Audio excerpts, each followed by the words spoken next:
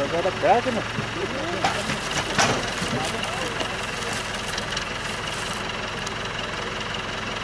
Carga amarrada daquele jeito ele também é perigoso, hein?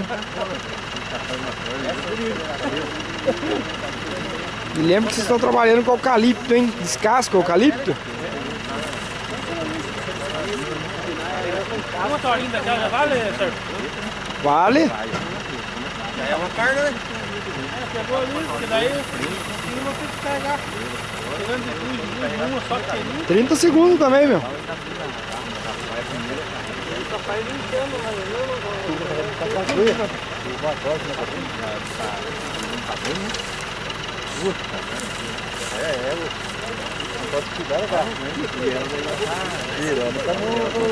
Ó, gente, ele tá pegando bonitinho, né? Mas tá fora de centro, ok? Colocar mais no meio. Quem tem pouca habilidade, que não é igual ele, vai tentar colocar ali a tora rola, né? Ele coloca bonitinho porque tem habilidade. É, o homem é um maestro aí, meu. 1 minuto e 40.